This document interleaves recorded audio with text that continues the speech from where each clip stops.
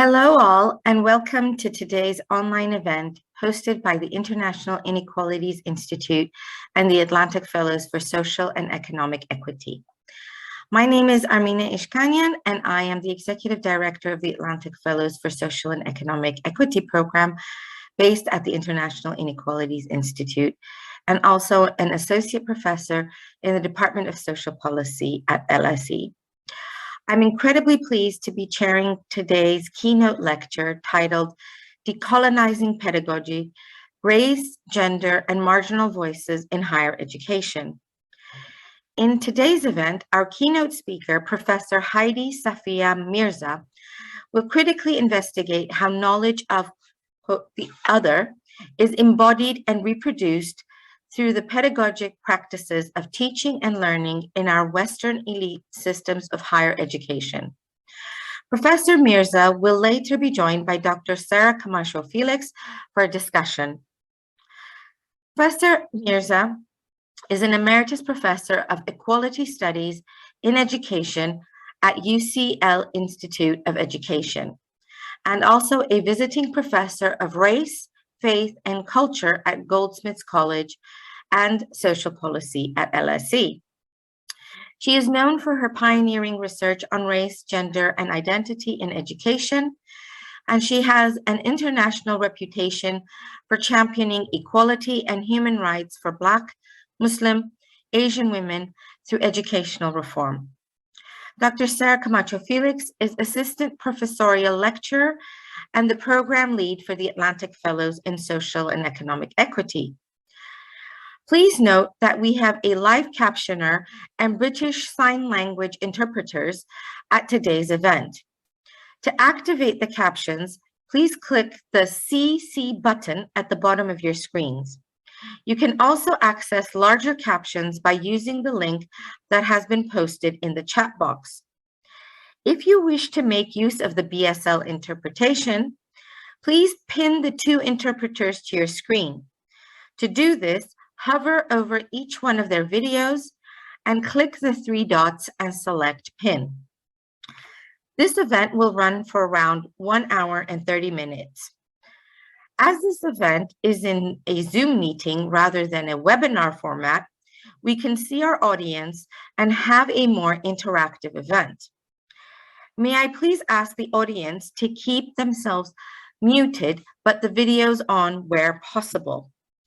Professor Mirza will also be using Mentimeter during her talk. This is to allow the audience to participate during the talk. When prompted, audience members are encouraged to use their phones or second devices to go to menti.com. We'll put the information in the chat, and to access the interactive features with the presentation code displayed on the presentation slides. As usual, there will be an opportunity for you to pose questions to the speakers in the last 30 minutes of the event. You may do so by pasting your question into the chat box, stating your name and affiliation where possible. However, should you wish to ask your question, we encourage you to use the raise hand function of Zoom, and I will call on as many people as possible to ask their questions verbally. But I ask that we keep the posing of questions as concise to allow for maximum questions. I will remind everyone of that.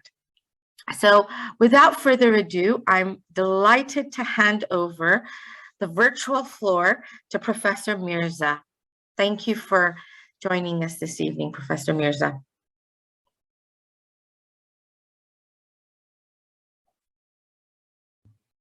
There you are, not off to a good start, didn't unmute. I'm so delighted to address the Atlantic Fellows tonight. I have to say, it's taken quite a while for us to organize this. I was in Trinidad and Tobago and I couldn't do it, and then I had an operation and I couldn't do it. So I can't tell you how excited I am to finally be here and to give this lecture with all the support from the III. I am going to talk to you today about decolonizing, and the title of my lecture is on Decolonizing Pedagogies, Race, Gender, and Marginal Voices and Other Ways of Knowing. Here we go with my PowerPoint. And I want to begin by just introducing the idea of what I mean by decolonizing pedagogies. It's become very much a buzzword at the moment, decolonizing. And I don't want to go for what I might call the low-hanging fruit of talking about curriculum and texts. Instead, I want to actually talk about what we mean by our pedagogy and our praxis, the way we talk about ourselves, our bodily positions within our institutions. So I want us to think about ourselves in terms of professionals, researchers, teachers, educationalists, in the field in which we labor and which we engage with, and the fact that we are now working in very complex knowledge economies. Our places of teaching learnings are on the borderlands of online teaching and research. So I want to introduce to you the idea that pedagogy and praxis is the way in which we can actually situate ourselves in places of higher education. And my approach is very much from a Black feminist point of view. And a Black feminist analysis places the body at the center of the way in our theories. And I'm interested in higher education because we often, in higher education, we talk about very much what we do, our theories, our research, our teaching, our courses, but we don't talk about who we are. And I don't think we can talk about decolonizing if we don't begin with ourselves. And one of the ways in which I start is to pay homage to our ancestors. And this is in this slide, picture of my grandmother. And she was a Bible woman in Trinidad over 100 years ago. And she was, of course, converted by the missionaries to Christianity. And she used the Bible as the only book that they had to go out to the jungle. Well, it was called the bush, we call it the bush, and teach women to read and write with the Bible being the only text they have. And why I'm telling you this story is that we often don't pay homage to those who've gone before us and the struggles to decolonize. So before the sort of anti-colonial struggles were, took hold in the 20th century, she was already working as an unsung, unheard, unacknowledged person. And I love the sign, the BSL interpreter, she was unsung, she was powerful, but never acknowledged in history. In fact, my grandfather was acknowledged as the first minister in the island, Christian minister, but not my grandmother. So I'm interested in like the colonial erasure of women, and also in the civil rights movement. We have people like Ella Barker and all the women that struggled for the rights, voters' rights, but we often just hear about Martin Luther, or even in South Africa, we hear of Nelson Mandela, but we don't hear of the huge groundswell of female labor. So I'm really interested in merging that kind of historical context in what we do and say. And just a few more points is that I want us to think about three things in this lecture. Firstly, how the intersection of race, class, and gender plays out in our places of teaching and learning. And I think this is very important as a Black feminist and a kind of perspective on decolonizing. How does that affect the journey inside the teaching machine. And I call our higher education institutions the machines, the bureaucratic machines. So how do our hopes and dreams, how are they captured within the teaching machine? Because they're commodified and made into profit within those machines. So we really need to tease that out. Secondly, how do we navigate the cracks in the system? Again, the monolithic bureaucracies in which we work in, how do we create change in these spaces where change is very rapid, it's very bureaucratic, it's all accountable, but how do we actually get a project like Decolonizing off the ground? And what are our pedagogies of resistance? This is the final point I want us to think about. I often talk to teachers and they talk about the fire in their bellies. You know, that they joined the teaching profession. You want to be a lecturer, you want to be a professor to change the world. And yet on our journeys, we're often, you know, we often find that fire in our bellies washed out, put out by the water of our institutions. So we need that struggle for social justice to be kept alive. So we want to think about that. And so let's go on to the next slide, Saga. So I want you to think about, I've just told you who inspires me and what has inspired me. So what has inspired you on your journey into higher education, the studies, the research that you're doing, the teaching, the learning that you're involved in? Who inspired you? So here you go to the menti.com and put in the code. And once that's in, you just fill in the bits and we will have a word cloud. You could put in anything you want. It's completely anonymous.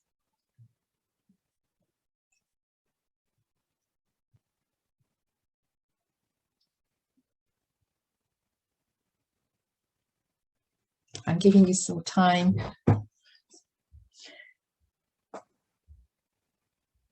Here we go. Parents, mother, teachers.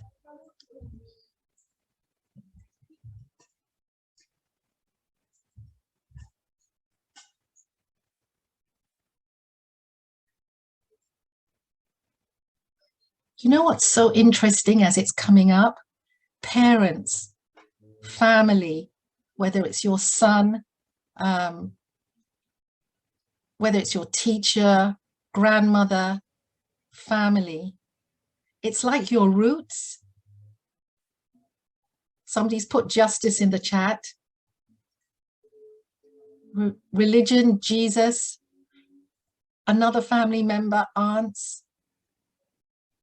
But I love courage, courage as an inspiration. That's what we call an affect, a feeling, a sensibility.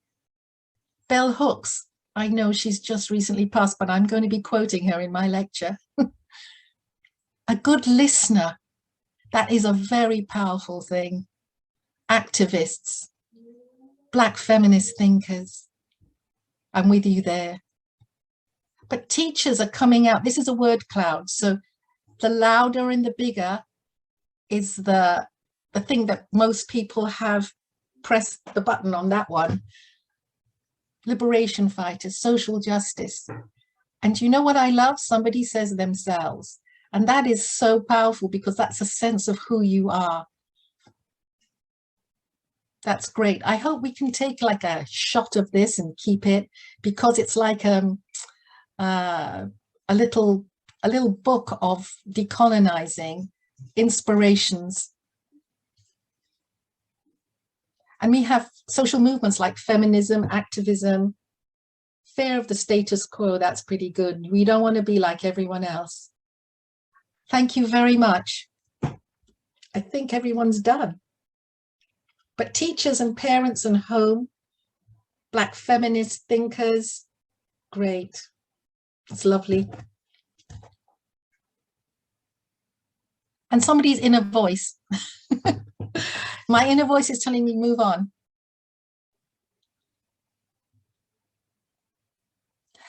So what have I just done?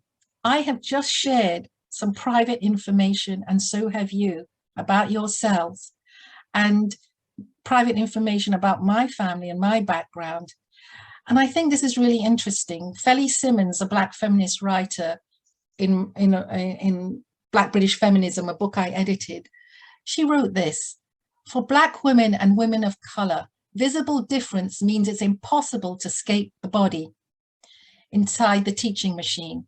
We end up sharing private information to make a point, to make a point. I think that's really a very interesting thing, because for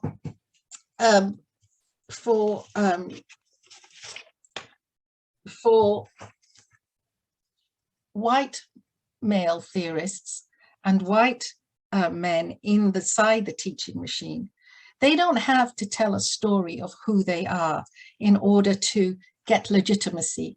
But we're always asked, I mean, I know when I walk into a boardroom or a classroom, I'm asked, who am I? Where do you come from? And recently I was at a conference, and a very irate elderly white gentleman stood up and said, I don't know why I have to tick the box as white British on the census, because I'm just British. And I wanted to say to him, well, so am I British, but I am always questioned about who I am. So for him, his whiteness is invisible, but my color and my gender are written on the body. And we're always asked to tell a story about who we are in order to gain legitimacy. We can't afford the luxury enjoyed by white male theorists who need not admit their body into theory. It's as if they're neutral, as if they are just invisible, and their knowledge is just exists somewhere out there. They can opt for silence about the private information, unlike LGBTQ+ people, disabled people, women of color, men of color. We are compelled always to be seen and heard. The visible difference really marks our body. We are expected, you know, in order to get legitimacy inside the teaching machine and within white heteropatriarchy, we are expected to give up this private information. And I think that's like 101 for decolonizing. How can we move beyond the visible difference that defines us? Next slide. So how does this visible difference play out in everyday life? So here we have some students from IM2 Oxford, and we're going to talk a little bit more about this movement in a moment. But I just think these are very powerful proclamations that these students are making about things that have been said to them. They, like the young woman in the corner, they're saying, yes, my hair is real. And this idea of the bodily invasion that, you know, don't touch my hair, you know, this is a very big flashpoint, particularly for women of color who are asked to allow this bodily invasion. And here we have, I don't sell cocaine. It's this stereotype of fair, as if his father, there was another one where another student said, you know, no, my father is not a drug dealer. The idea that if you're a young Black man, that somehow you're dealing drugs, and all the white students come up to buy it. And there you have the young woman, she says, you know, but where are you really from? You know, she actually, it was Sri Lankan and British and white. She's completely mixed. She had so much in her background, familial background, but you know, where are you really from? So you can't be British and Black. There's never that acceptance. It's what Paul Gilroy calls the kind of melancholia of Britishness, which we've seen very much in the Jubilee, this longing for a bygone era, or this understanding that Britishness is only defined by whiteness. So yes, we can have the happy clappy Jubilee where we see multiculturalism, but we also need to think about, you know, that whiteness and Britishness somehow are fused.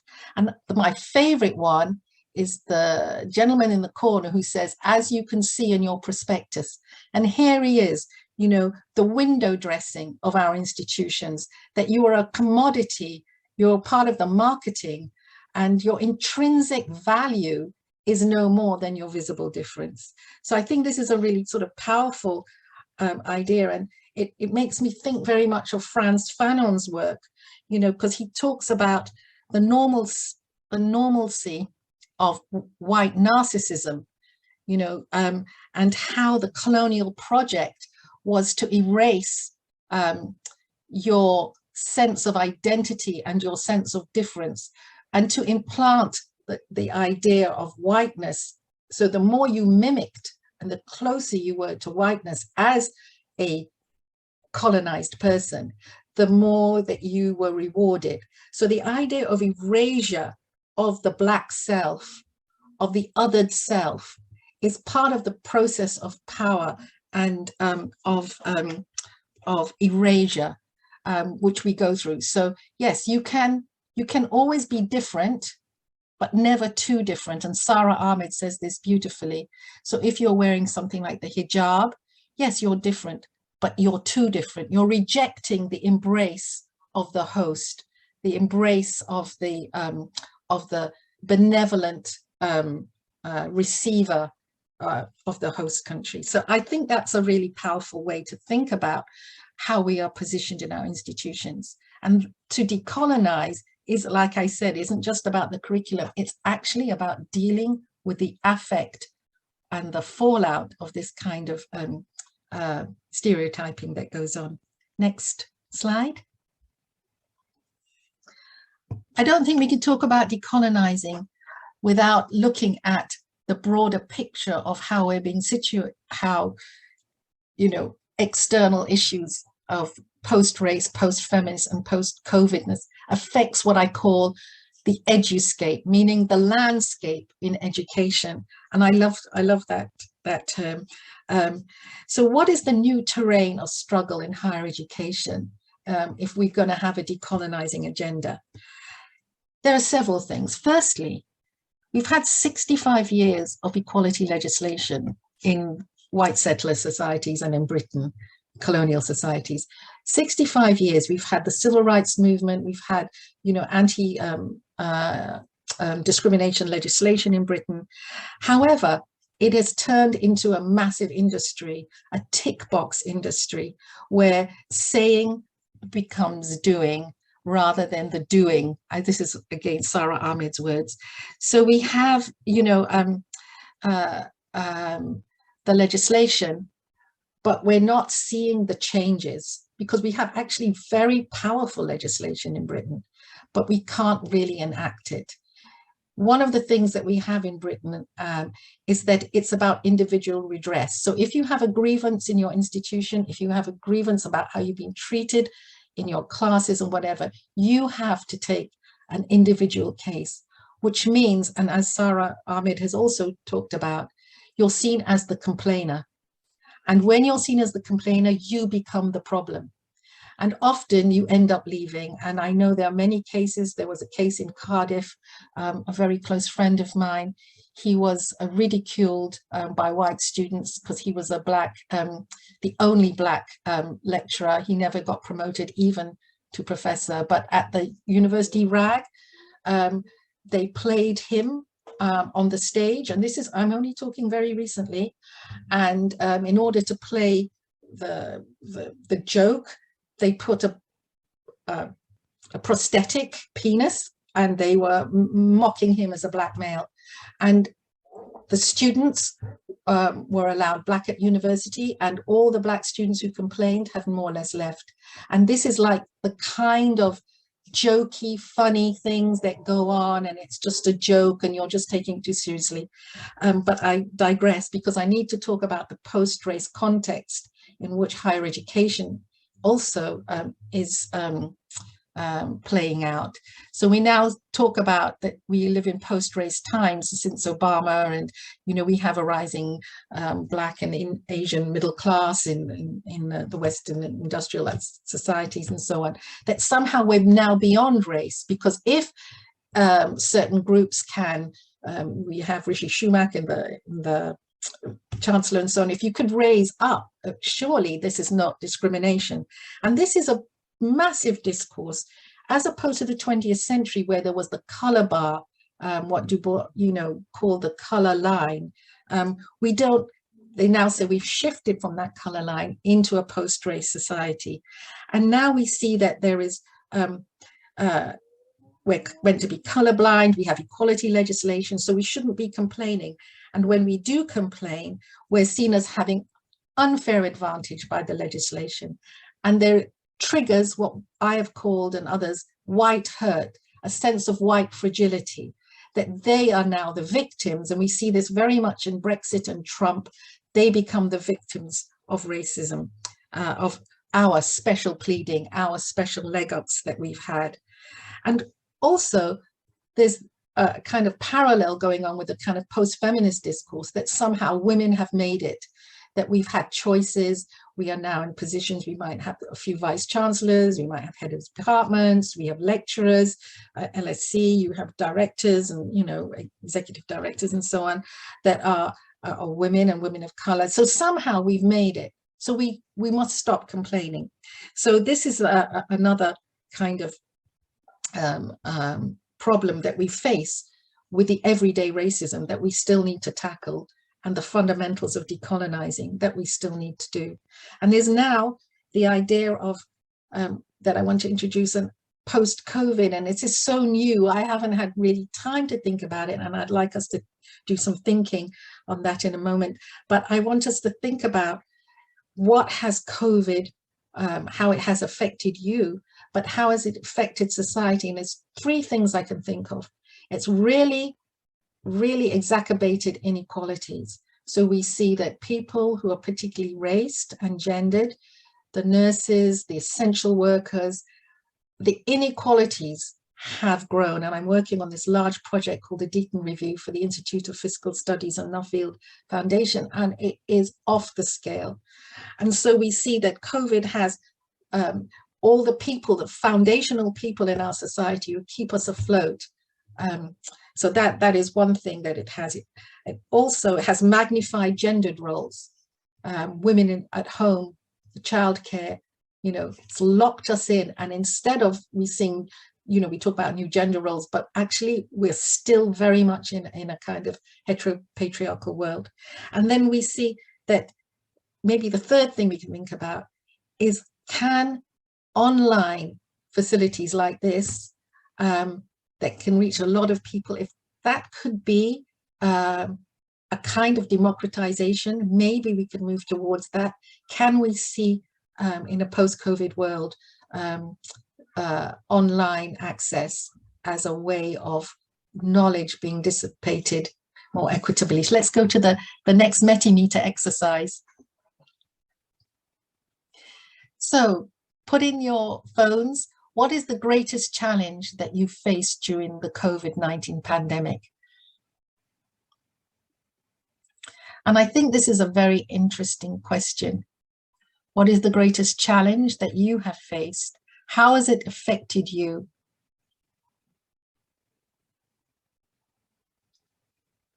And for me, I think that this could be a piece of research in itself. And we could walk away from this lecture really thinking about the future. Here we have isolation, invisibility, anxiety, again, affect. Things that you feel and experience that are that only you think you're feeling, but today we can see that it's shared. Somebody's become a hermit, and that's very much linked to isolation and fear. No work-life balance. You see, here we have the gender issues, homeschooling,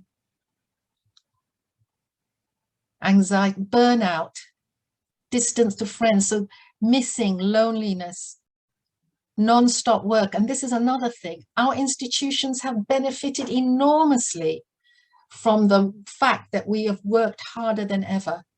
How do we raise that up as part of the decolonizing agenda.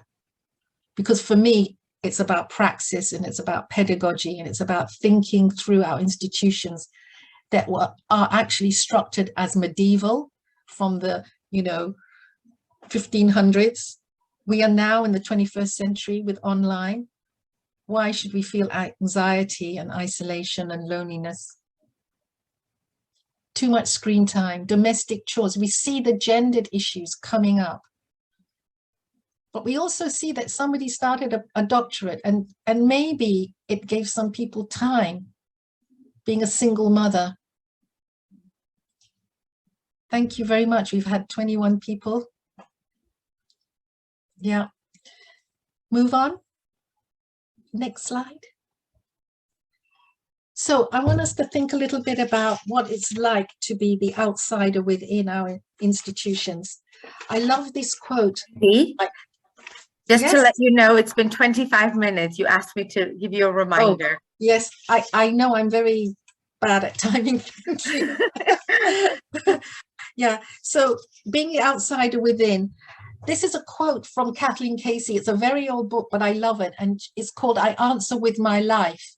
And again, thinking through this pedagogy and practice, the idea of answering the call to teach and the call to be part of the learning machine, the teaching machines that we're in, is to answer with your life. And she talks about, it's a study looking at Black women teachers, Catholic nuns, Jewish women teachers in New York in the 1990s, and the way that they operate in these ghetto schools in New York and how they turn the children's lives around. But she's of the Black women, she says that they set off into the white world. These are the Black women teachers, carrying expectations of mythic proportions. Their odysseys, they believe, will transform their lives. But separated from their cultural communities, these young women's passages turn out to be isolated individual journeys into the heart of whiteness. And that's what the journey is like. It was very much like that for me in the 1980s and 90s in higher education, the journey into the heart of whiteness. And Nirwal Puwar, one of my colleagues at Goldsmiths College, she talks about Black bodies out of place and in higher education, and she calls the Black bodies space invaders, because you are entering into a space that has been sedimented over time to only include certain bodies, and certain bodies are legitimate and others are not legitimate. And this is what Patricia Hill Collins, the Black feminist theorist, she talks about the politics of containment in our institutions, where we are allowed into these institutions. We no longer have Jim Crow and apartheid and so on. So we are allowed into public institutions, of which higher education is one. But when we do enter, the politics of containment means that you are watched, there's surveillance, and again, you can be different, but not too different. Assimilation is what, to make the white majority not feel uncomfortable. This is so, and often people of color or working class people, they think of higher education as not a place for people like me. They feel like, and my wonderful colleague Diane Ray, who does a lot of her work is on white working class young people, she says, it's about feeling like a fish out of water. To use Bourdieu, a fish swimming, a freshwater fish swimming in seawater. That's what it's like to be in higher education. And bell hooks, and I know that some of my people listening are fans of bell hooks, but she talks about how when she went to college, she had to literally cross over the railway track, the other side of the tracks. And when she went to college, that's what she had to do. She said that was a metaphor for how it was, the displacement that she felt, and how you can lose a piece of yourself, as Patricia Williams, the Black law professor in the USA, she says, you lose a piece of yourself, and only when you see yourself in the mirror do you realize you're whole again, because you feel so violated in these spaces of whiteness. And I did some study of Muslim women in higher education, and they talk about how, you know, the smells and the food and everything back home, when they go home, they cook in order to feel centered and grounded again in their own cultures. So things like food, smells, affect are so important in order for you to survive in these institutions. Next slide. So a few years ago, I was on the Commission for African and Asian Heritage for the Mayor Ken Livingstone's mayoral. I'm a bit phased by the slide, but I had a visit to the University of London, and not University, the Museum of London, sorry, and at the very, very back of the museum, I found a picture. Here it is, a postcard, actually, of Indian women suffragettes. And I never knew there were Indian women suffragettes. I mean, I'm 60 odd years old and I did not know that they existed. And this is the kind of disjuncture about the knowledge that you do not have about yourself. So how do we engage with people that different knowledges? How do we engage with the erasure? And Gayatri Spivak talks about this epistemic violence of the erasure of other protests. So what I tried to do some research, and now there's some books, and now it's being taught in schools over, because we unearthed this story.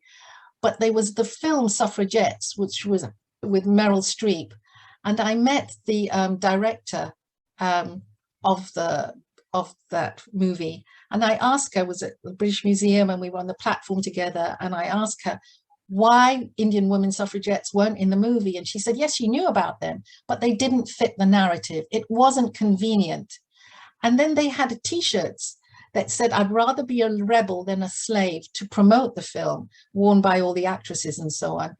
And what was really demeaning is that, you know, I'd rather be a rebel than a slave. There was something very degrading and very unacknowledging about enslavement and in the colonies and so on. So there was this whole sense in which there was this erasure. So the post-colonial disjuncture is the difference between how you see yourself and the kind of knowledge that is produced about you. And here Lata Mani, a Black feminist, she talks about, you know, the kind of knowledge about her in the West that was missing, the erasure.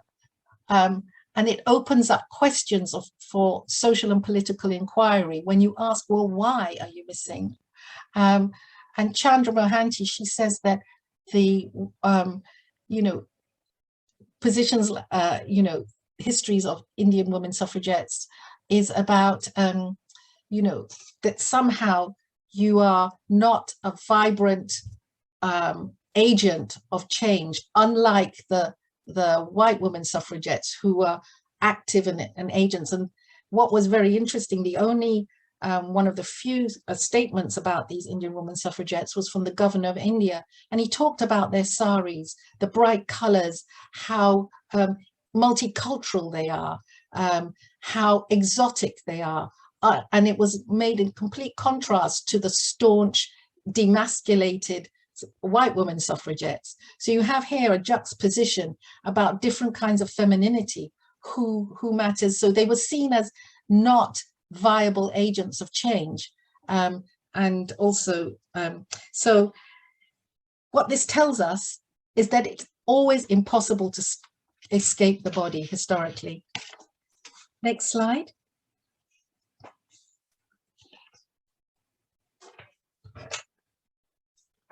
So how does this then play out in terms of the of gendered and religious difference?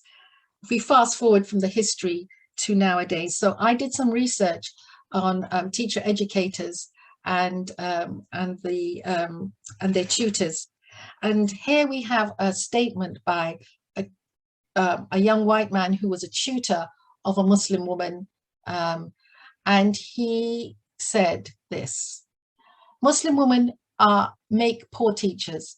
They are too passive and acquiescent to teach effectively. He actually insisted that it was a complete accurate assessment of all women teachers for all time. It was just incredible. And he admitted he was harder on Kalila for this reason. So he was actually failing her in her course. And I know what this feels like because, you know, and I'm not ashamed to say this, but I should have got a first for my first degree. But my tutor, who was an anthropologist from the European continent, I won't name names, and he was married to an Indian woman, and he just was hard on me, hard to the point where he actually failed me on a course that I should have passed. So it's this idea of the white savior, that somehow he's saving me from myself. And he was this tutor saving Kalila from herself.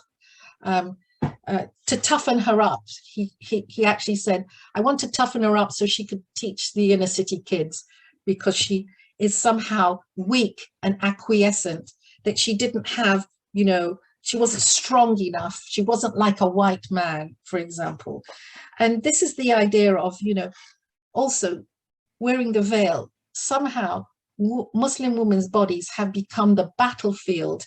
Her overdetermined dress has become symbolic, and it's really interesting that our almost not prime minister today, Boris Johnson, has actually, you know, talked about Muslim women as letterboxes and bank robbers because of their wearing their dress. So this overdetermined dress, somehow, you know, we have this elite racism that somehow is legitimate to make fun of, to poke fun, to see them as weak, or to see them as othered.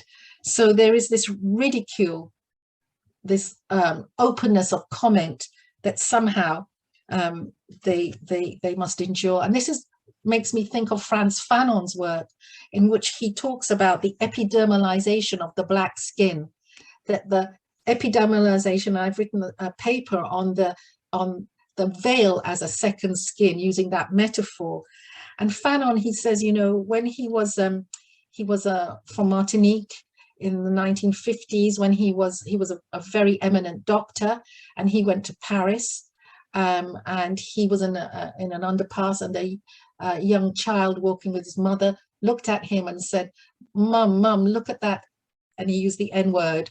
And what Frantz Fanon said is, that moment he was reduced to just Tarzan and tom-toms, and all his scholarly work flew out of the window, and he was just seen as no more than just the black, you know, this crushing objecthood of the skin defined him in that moment, just as the veil defines the woman. And I think that this misrecognition of our difference is something that we really need, as I said before, to tackle the normalcy of whiteness that refuses to see the other as human. Next slide. So how do we work through operationalizing difference in our curriculum and in our courses? And I love this quote by Linda Alcoff. She says, if perpetually seeing race was all there was to understanding racism, then the remedy would just be to unlearn such seeing. What needs changing is not the seeing race, but the ideology behind such visual perception. I don't know if you can see what it really is saying, but it's very deep, because what the suggestion is that, you know, I hear young people all the time and go like, they will just say, I'm not racist. Well, I'm not just young people, but all people go like, they will just declare that they're not racist, and that some of their best friends are black. And, you know, somebody just told me that yesterday. So that they have somehow, it's just about seeing, having friends, that superficial level. But what Linda Alcoff here is saying, this is a very classic study on voice. What she says is that you have to change the ideology behind the visual perception, the deep ideology, the historical understanding of the colonial and racialized deep racialized positioning. And so here is the way that this thinking through how can we, counteract this visual perception, to think about the way in which many of our courses are taught in our universities. Chandra Mohanty, in her very famous Under Western Eyes essay, but now revisited, has talked about women's studies in particular. She said there are three models in which the curriculum is often taught. Firstly, there's a tourist approach. And in this approach, there's somehow, there's this foray into the other, the abject other, and into non-European and non-white lives. So you add and stir them into the curriculum. And I know what that feels like, because often I was always asked to give the 2-hour lecture on diversity on many courses. I'll be wheeled in and then wheeled out, and then they'll just go their merry way for the rest of the curriculum. And often you might have a session, a day a week, like I said, and it might be, for instance, on the conditions of women in Nike factories or dowry murders, and various other sexual practices, cultural practices, that leaves the whole power relations untouched. And they were always seen as, not having the vital, complex agency of or choices of European people. So it's a bit like the women that we saw in the suffragettes, not vital, not agents of change, but actually just stagnant. And then we have the exploral, and this is like more of the kind of idea of cultural relativity, the colonial gaze, the them and us. And here you have things like area studies. So you can have Latin American studies, or like SOAS, looking at Oriental and African. We still even have those kind of names like SOAS and so on. Foreign women are seen as, and women of color, as subject and object, but they are separate, maybe equal sometimes, in what they're doing, but actually it's still problematic that, it's, and this idea of them and us, I often think of this, I don't know if you might not know Stacey Dooley and, Comic Relief with David Lammy. They had a big to do, because David Lammy said, why are you going to Africa to, hug little brown babies and give money to projects? That's the kind of explorer model, and people think, but doing some good is better than no good. So that's a whole big debate. But so the solidarity model is the one that Mohanty says we should really move towards, which is the co-constitution of the local and the global. And this is a really kind of radical idea where it's about the proximity of power. How do we think about women of color? She's, Mohanty's work is looking at women's studies. So she's thinking about the relationship between women of color and white women. And I can just give you a very quick example. On Twitter, there was this tweet where a young woman was saying, how can you want to eat organic strawberries when you haven't really thought about where they come from, so, or why are you thinking about, you want to be vegan in the Western world, but what about the, the decimation of the Amazon to grow soya beans? There is this relationship, power relationship, economic relationship that we always need to be doing and thinking. So let's go to, yes, in that final model of solidarity, race is not just about people of color. It's something, it shouldn't be toxic, it shouldn't be just woke. It has to be really about the economic and political and historical relationships between the local and the global. Next slide, we're going to have another Metimeter surprise for you. So how would you describe, thinking through that model, how would you describe your course at the university? there is, you could use the ones that I've given you, tourist, explorer, or solidarity, or other. You might come up with a new concept that we could weave into this idea of decolonizing, that we haven't gone there yet. Oh my God, everyone thinks of it as explorers. Tourist.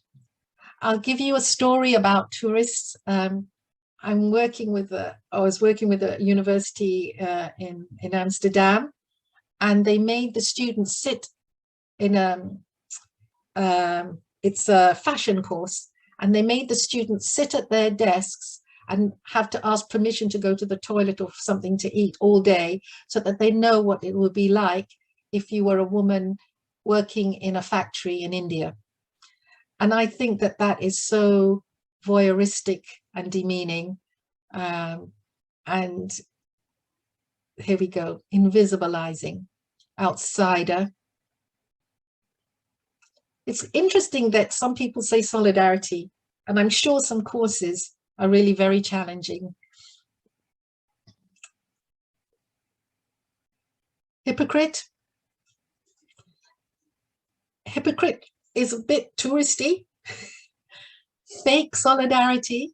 Interesting. I think a lot of it matters who's doing the teaching. I want to know if we can do risky courses in the future.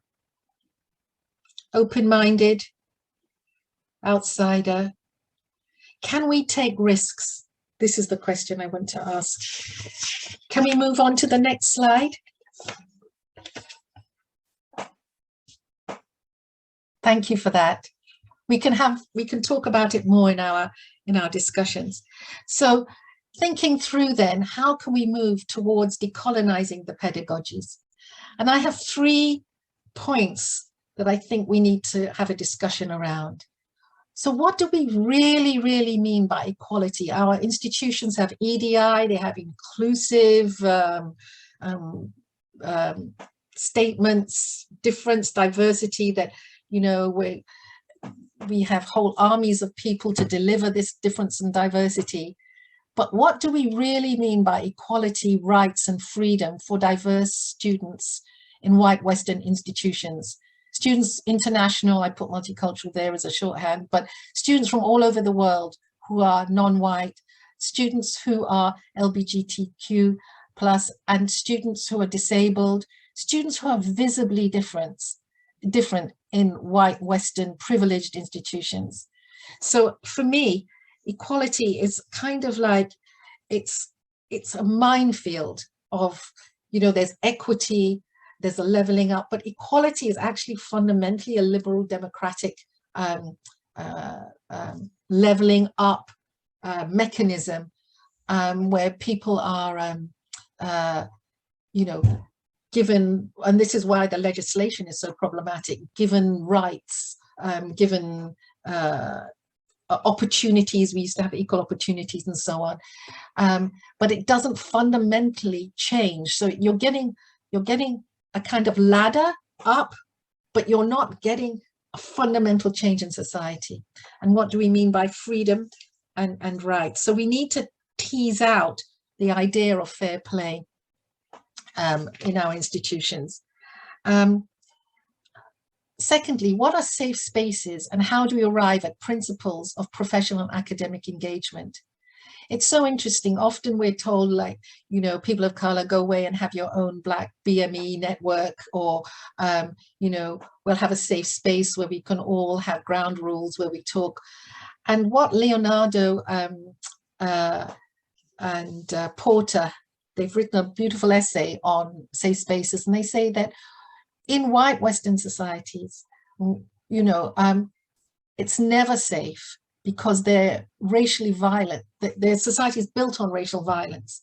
And when you enter these spaces, you're always being asked, tell us what it feels like to be a person of color. Tell us what it feels like to be a disabled person. Tell us what it's like to be a trans person. And you have to do the work. And they just, like sponge, sap it up. So it is a kind of a violence, this idea of safe spaces. And often we find that the white or the privileged people in those spaces become the hurt parties.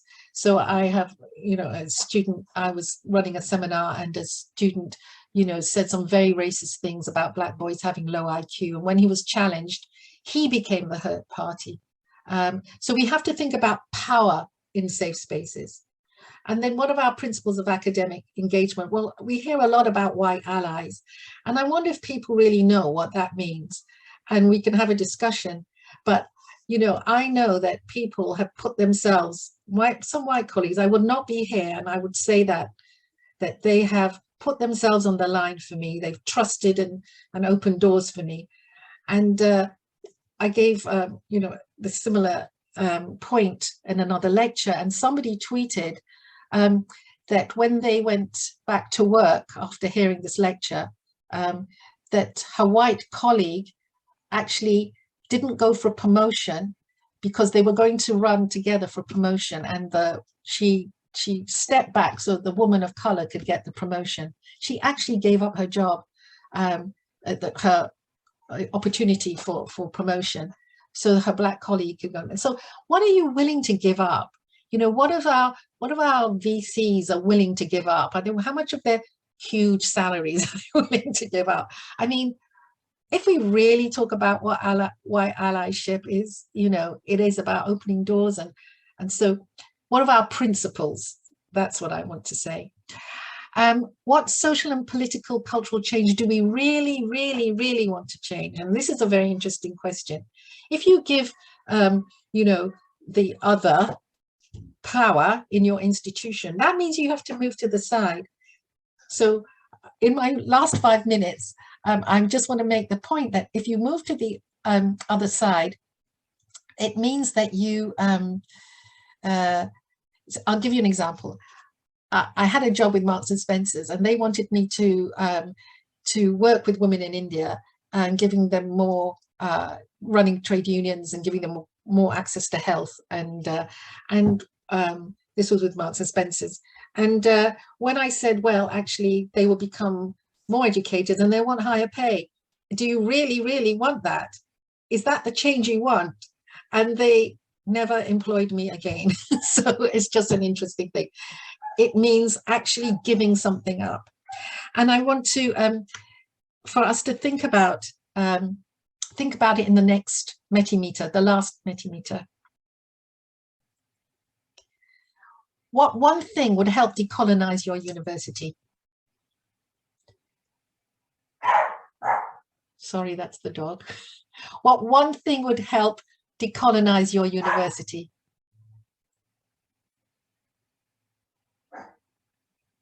The curricula.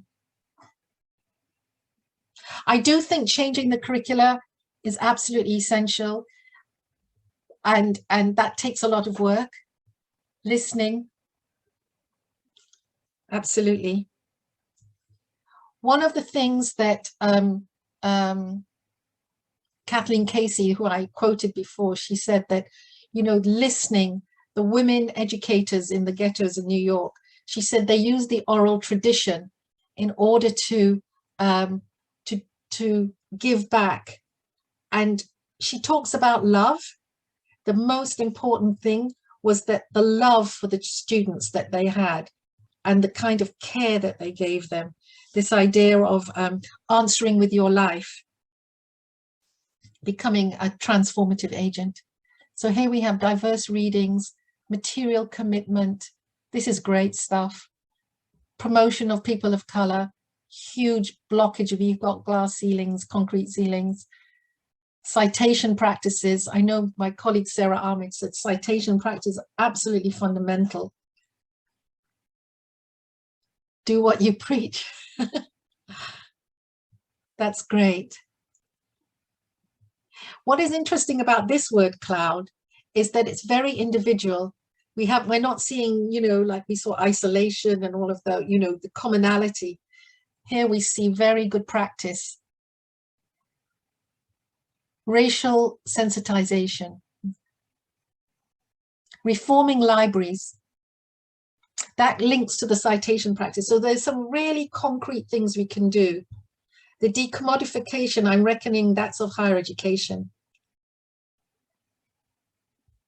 Yeah. Okay, let's go to the last slide. Thank you so much. I hope we take a snap of this. I want to end with one of my other icons. I have many, but Paulo Freire, he was a powerful thinker, and I know he was a really big influence in Bell Hooks' life as well. And I just want to leave you with this, because it's so much about decolonizing. To speak one word of truth is to transform the world. The courage, and we saw the word courage early on in one of our Mentimeters. To speak one word of truth is to transform the world. And here's a proud Brazilian here. Somebody's just chatted. I'm going to read it for you.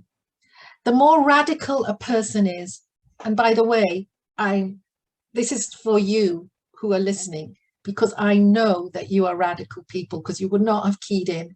The more radical the person is, the more fully they enter into reality, so that knowing it better, they can transform it. This individual is not afraid to confront, to listen, to see the world unveiled. This person is not afraid to meet people or enter into dialogue with them. This person does not consider themselves the proprietor of history or of all people, or the liberator of the oppressed, but they commit within history to fight at their side.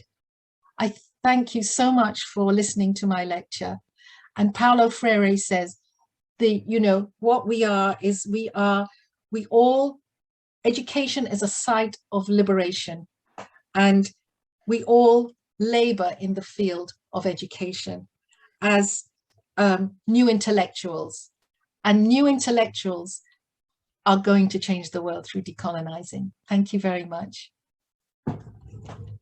Thank you so much, Heidi. This was excellent. This was so thought-provoking, and there's so much I would like to discuss, but I'm not going to abuse my position as chair on this occasion.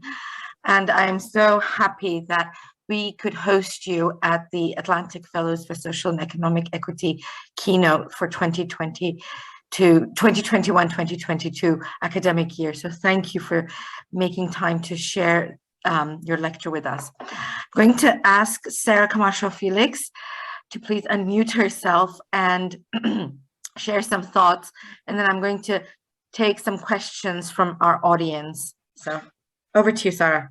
Thank you, Armine, and thank you, Heidi. That was phenomenal. And I have pages of scribbled notes that I'm now going to try to make something meaningful out of, because it just jogged so many different thoughts and ideas and questions. I mean, I think that last Mentimeter question of what's the one thing your university could do, I think opened up that question of the reality of trying to live it, of what does it mean to do this, rather than just talk about it or analyze it or understand it. So that praxis. And so I probably will return to that at the end. The first thing that sort of came up to me while you were speaking, and I also read some of the works that you referenced in your work as well, is this sort of, you mentioned this sort of commodification of race that we see in higher education, with that one picture of that student who is like, as shown in your prospectus, or whatever that sign was. And what you have there is this commodification of race, that race sells, that race is something that universities use as a means of saying, hey, you want to come here because you can see yourself at our university. You are, to use a word that gets used a lot, welcome, or you are included in our spaces. And I want to return to both those words, because I think a lot of what you talk about sort of challenges a little bit of those notions. And so this kind of speaks a little bit to, I think it's Gargi Bhattacharya in her book, Rethinking Racial Capitalism, talks about how race is commodified. And we see this in higher education and what you're saying. But at the same time, this commodification hasn't actually led to a substantive or material difference. When we look at the vast inequalities that exist, these racialized and gendered inequalities that exist in higher education. Sort of a very easy but problematic measure of this is what the Office for Students calls attainment gaps, but what others call awarding gaps. And for those in the audience who aren't aware, these gaps are basically, what it's measuring is the likelihood of someone getting a good degree. So in the UK context, that's merit or distinction, right? So a good degree. And there is a racialized difference across the board. Doesn't matter what university you go to, doesn't matter how well you did in your, in your A levels, this gap exists. And then actually which the Office for Students doesn't do, if you sort of disaggregate that data and look at it as racialized gender, so looking at race and gender together, and you look at firsts, so the excellence, the A's, the best students, it's white men consistently as the best, and then at the bottom you see Black women, Bangladeshi women, so getting into that racialized religion as well is probably playing a role there. So you have this commodification of race on one end, will happily make money off of you, will happily attract other students like you, but we're not actually committed to the material reality of what that means, to the point that even the Office for Students that says universities must tackle these gaps, they never say the word racism. It's nowhere in the language of, you mentioned EDI, it's nowhere in the language of the EDI that this is caused by racism. This is racism. It says you have to tackle these are unexplained gaps. So this is the language that gets used, and it invisibilizes the race, even as we know this is a racial thing. So some of the things you were talking about there, like I find interesting because we see how it works both ways, that race is both made visible and made invisible at the same time, depending on what's needed to serve these sort of particular institutions, these, I don't think you used the word, but I will, these neoliberal institutions. Which of course- I found this on the web. And my phone is looking for these things. And also, this also speaks to notions of excellence and what is excellence, and excellence as being white male, being measured by white masculine notions, right? The invisibility of whiteness, the invisibility of, what is it that Bell Hooks calls it? The white supremacist, yeah, I can't ever get the- Heteropatriarchy. Yes, exactly. The white supremacist heteropatriarchy. And you see that because they get to be invisible, as you so clearly put, and yet they are the measure by which everybody else is put against. How close to this objective notion of knowledge do you represent, right? And I think this leads beautifully then into your notions of explorer, right? You introduced, not your notions, but how you use them in terms of the tourist, the explorer, and solidarity, and how explorer just kept popping up in the Mentimeter. And that to me is how that invisibility of white malehood in universities allows for this explorer gaze, where white men get to own theory. They get to own the universality of theory that can then be applied to look at the other, to analyze the other, to question the other's existence, and to fetishize the other, right? And this is what the explorer does, where diversity now in this case becomes diversity of where you're allowed to gaze, but not who gets to do the gazing, right? And so these are some of the things that were coming up where I saw this sort of thread of this continuality of how everything links together. But this also brought me to bell hooks and Audre Lorde. Because I think, and I'm digging in my notes to get the quote right, I think Audre Lorde has this great quote from, I think it's Sister Outsider. I might be citing the wrong book, but I think it's from that, where she says, "It's not our differences that divide, divide us. It's our inability to recognize, accept, and celebrate differences. And I think that's what's missing in the academy, right? Is it's not the differences dividing us. The differences are good in a way, right? But it's the lack of ability to say that, to see it, to recognize it, to accept it, and then to celebrate it. It's that lack of, because it's always in this sort of hierarchy. So you can't celebrate what's been, put as lesser or higher. And so seeing that sort of Audre Lorde quote as the beginning of thinking about what it means to now decolonize, to recognize that difference, to teach the history, a critical history, right? As you see, you have a wonderful example with the suffragettes, the lack of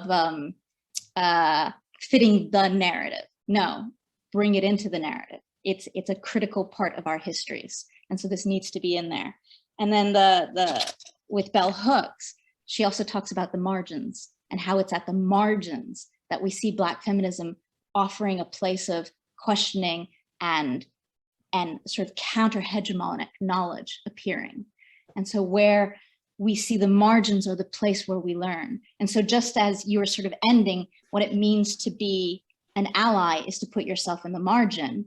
You're putting yourself in the margin so that this amazing work that has happened in the margin, that exists, that has always existed, can now come in. And I think that's where I'm going to end it, sort of where you brought me to. So it's not really any questions, but it was more like this story that I could see coming out and just pulling out the bits that really spoke to me. Thank you, Sara, for sharing. Heidi, I don't know if you want to reflect, but I am also going to remind the audience if they would like to ask questions or share thoughts, the chat function is there. And Heidi, you've had many messages of thanks from our audience who've really appreciated your talk. And also, if you would like to use the Zoom raise hand function and ask your question, please do so at this time. So we have a question. So it's from Victoria, an LSE student. Victoria asks, to what extent does change need to come from the top, such as LSE pro-directors, and how can we influence that? So it feels like PhD students who lead classes are way overloaded and bad and a power imbalance. So Heidi, there's that question. Job, do you want to unmute yourself and share your question or comment? Or I can read that out. So I'll hand over to Heidi to reflect on this. I'm just looking at a little chat and all the interesting questions. But I want to comment on something Sara said. I didn't use the word neoliberal. Actually, it was in my lecture, but I was skimming. I want people to see my notes just so that they know what professors get up to. And I had the whole thing on neoliberal, on this kind of what you call the commodification of higher education and the capturing of the hopes and dreams of students, vulnerable people, working class people, people in India, people in Africa, people all over the world who are poor and they see education as social mobility. So their hopes and dreams for their whole family, and was interesting when we did the post-COVID Metimeter, family was so important. We raised the boats through our family. And yes, so neoliberalism, this kind of affective eduscape.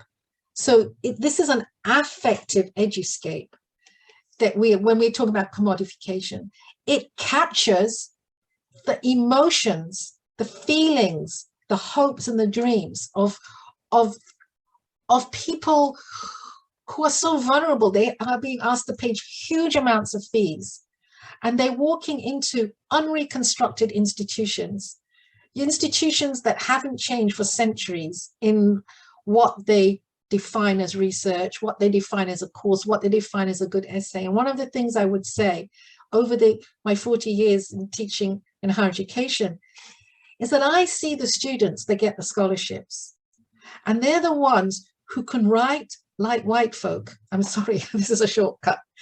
They know how to write an essay. They're not the smartest, but we are always sit on committees when we do this. And I say, take a risk on this student. And I remember there was a student, and he was from Nepal, and he wrote the most brilliant. He was a director of education, quite senior, and he wrote a brilliant essay for a scholarship at LSE, actually. And I was on a committee, and I was the diverse person that they wheel in.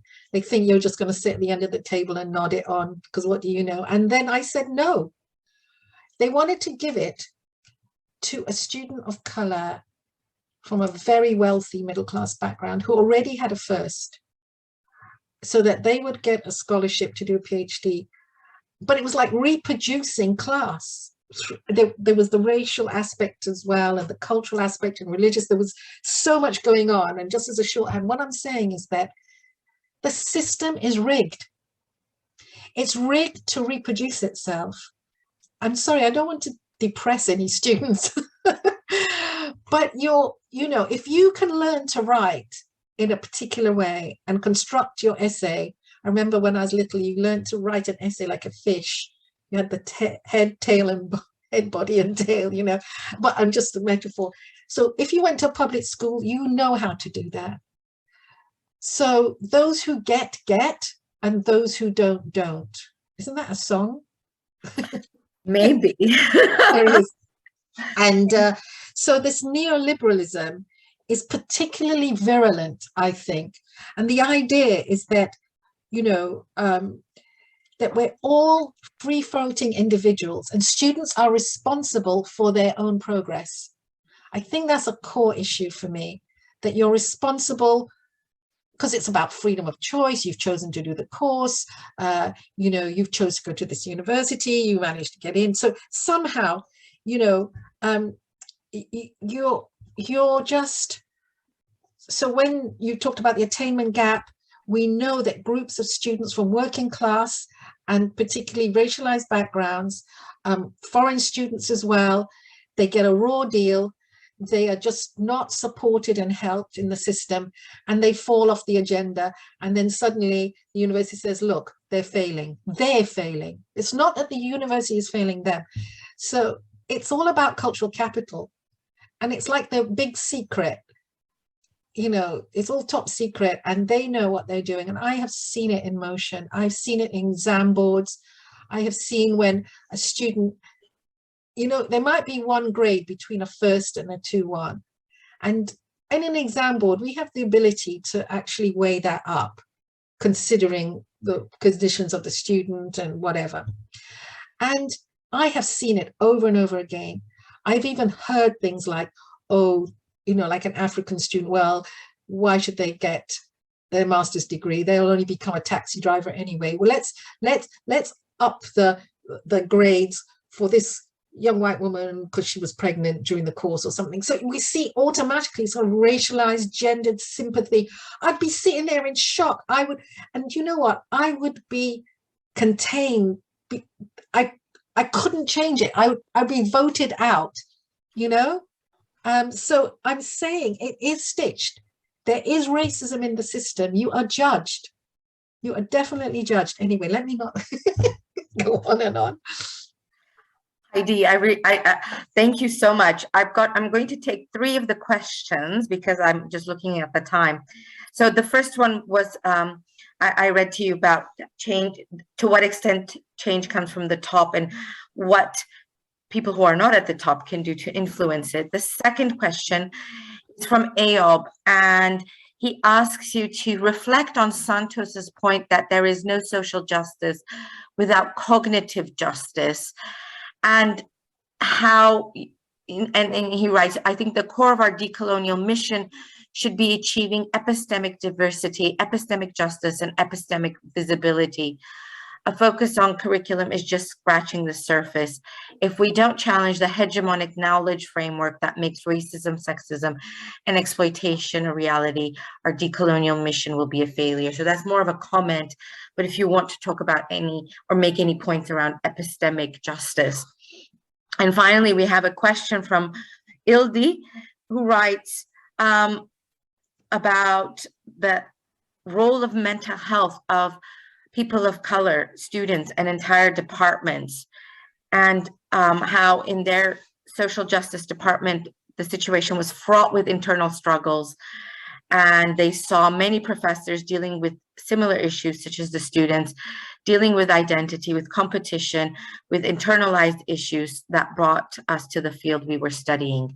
So 3 points for you to consider about how power works, epistemic justice, and what the situation does to people's mental health. I think they're all related in many ways, because the question about what to do with people at the top. I'm just going to look for it again, just for the keeps moving. But people at the top. We talk a lot about representation, and representation is really important. On Netflix, you've got movies, and you've got Black actors, and they're being celebrated a lot since Black Lives Matter. And you find in universities, there might be, well, we're always in EDI, or we're always like, I'm a professor of race equality. I don't think I would become it's not that easy to become a professor of medicine and than chemistry and so on. I mean, it is race and gendered in the opportunities that we get. But people at the top, leadership is absolutely vital. And I did some work for a university in Leeds, and they have one of the few Black vice chancellors. And it was just such a joy to work with them, because he got it. I didn't have to explain why social justice and racial justice is important. And he's working with the community, bringing them in and supporting students through. It's just a very different field than the elite universities. So it can be done with leadership. But what's in it for them? And it goes back to that question I ask about, what are our ethics as professionals at the top? What are our principles at the top? And if you really want a happy institution where everyone's treated equally, whether it's your gender, your race, your sexuality, your disability. And disability is one of the biggest issues. And I'll put mental health in that. It's one of the largest reasons that people leave. And we don't have a system that actually picks up why we leave our jobs. I never got an exit interview. I know lots of young people. Our institutions aren't really, you're disposable. You're disposable, and so people at the top, leadership, investing not just in EDI people that have to run around like headless chickens doing surveys all the time and getting more and more data about what we know. I have to say, Sarah, you brought up the issue of the attainment gap. There's been an attainment gap for 30 years. For 30 years, well, more than that, since the 1970s, when they opened up higher education. And let me say, for 30 years, it's got worse. And they're pouring money in, and it's getting worse.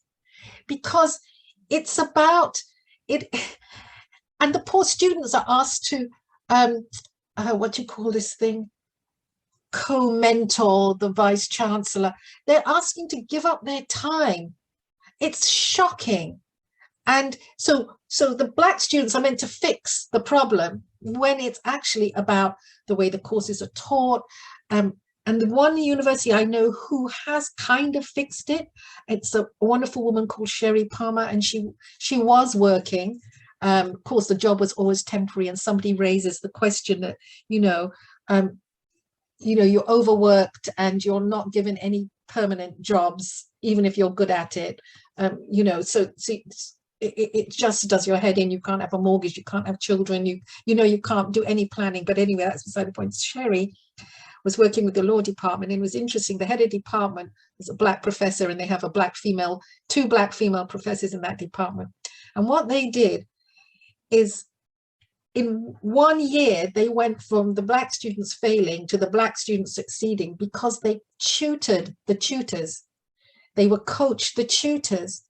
And if they were given a cohort of students each to look after, and if the student didn't turn up for a lecture, they had to go and find the student and ask them. They would meet them in the canteen, they'll have dinner with them, and they'll sit and talk to them and get to know them.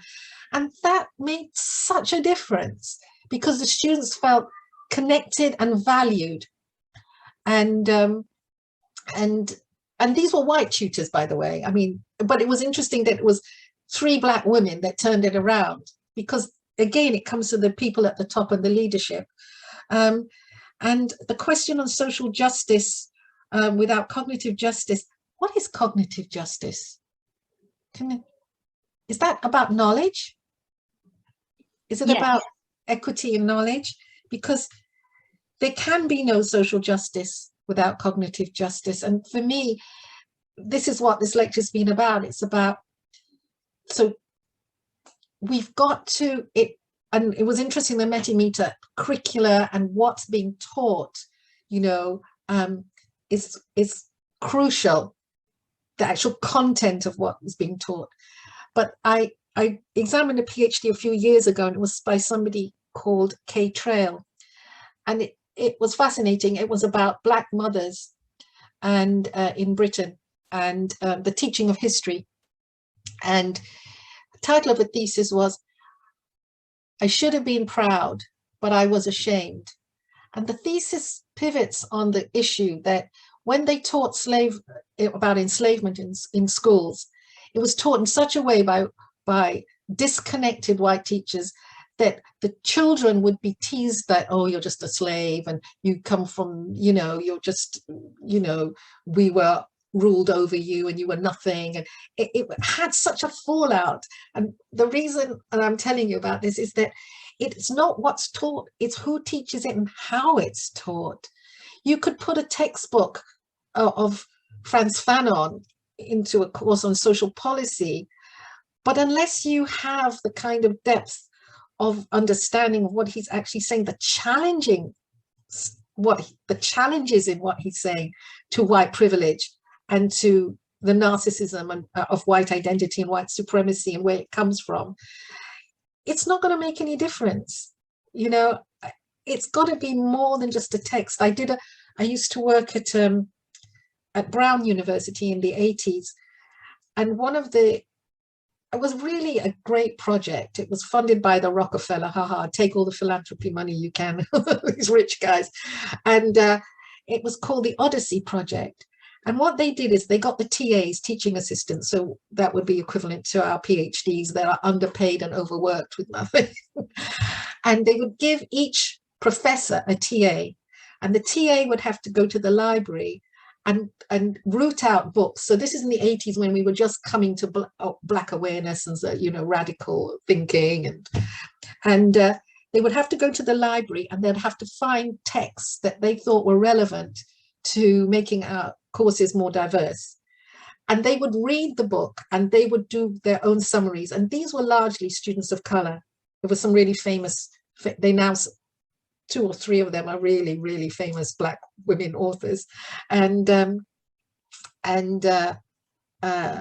so it was a process where the students learned, and then they were teaching the tutors. But you have to be humble. You have to be humble as a professor to have your student teach you. And I thought that was a great, great project. It didn't last long, but maybe we could get some money. LSE has lots of philanthropists that they could tap, but it's a great project because the professors always said they didn't have time. So this was a great way that the students would do it, do the summaries and do tutorials where they were teaching the professors. That's cognitive. That sounds fantastic. Cognitive social justice. Thank you, Heidi. And there's so much to say and there's so much to discuss. I just have to say that we are at the end of the published time.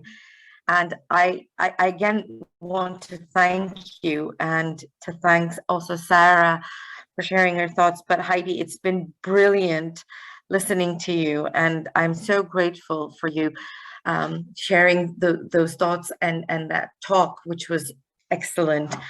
And really, really happy that we've made this connection between you and the Atlantic Fellows for Social and Economic Equity. And I hope to find other ways to bring you in contact with our fellows and into our learning spaces, because I think your ideas are really, they resonate with what we also are trying to do in terms of the program. So thank you very much. And I would also like to thank the interpreters for their work today and my colleagues in the background, Saga, Emma, and Peter. So I will read some remarks as I draw us to a close. It has been a great pleasure for me to chair today's event. And if you would like to hear more about the Atlantic Fellows for Social and Economic Equity program, or the LSE International Inequalities Institute, please do follow the links in the chat to hear about our upcoming events and to sign up for our fortnightly newsletter. Our next event, organized by the International Inequalities Institute, is titled, How Can We Create Good Jobs in a Time of Crisis? And that will take place at 1 p.m. British summertime, Tuesday, the 14th of June. So Heidi, once more, just a huge thank you from all of us at AFSI and the III. And until we meet virtually or in person, thank you and goodbye. Thank you. Thank you very much for inviting me, and thanks for all the support from everybody. Thank you.